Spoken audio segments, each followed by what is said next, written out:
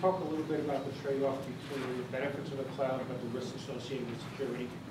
So security, I find the cloud to be as secure as any other application. If you're running an application out of your office and you have remote access to it, then the website is really, the cloud provider is doing the very similar things. You go into a website, it's all secured and encrypted. Some providers allow for multi-factor authentication, which are those RSA tokens. A lot of them do support that, so you can use those as well. And the security across the board is really the same. I mean, they're supposed to store their data encrypted. They're going to do everything you're supposed to do. And if you have, and this is actually a good question about the public cloud versus the private cloud. So when you're in a public cloud scenario like Salesforce, they're doing the same thing for everybody. So let's say that, as an example, I'm not saying they do this. If Salesforce doesn't encrypt their data, and you have a requirement to do so, they may not be a good solution for you. And you have to ask those questions. You may need what's called a private cloud solution, where you're going to a provider that's doing those specific things that you need.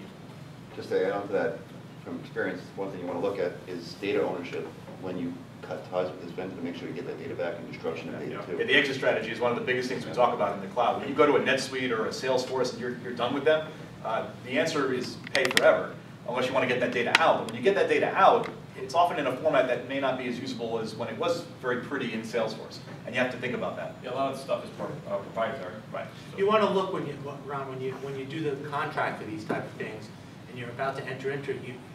Exit strategy is always, divorce. You always want to think about it. It's the same thing with any contract. In this case, though, where is the data? There's, they used to call it a SAS 70 review, right? Now it's a SAE 16 or whatever they call it.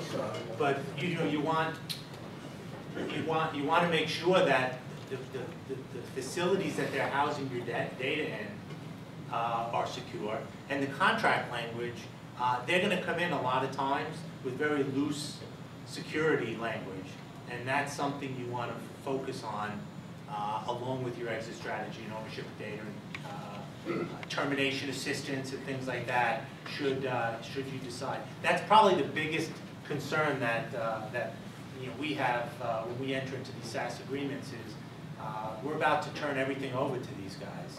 What happens if it doesn't work out? And the protection you have, and you mentioned it, is, well, everyone else, all their other customers are in the same situation. But that's not a good answer for those that are right. Yeah. We're all screwed. Any other questions? All right, great. Thank you guys. Thank you very much.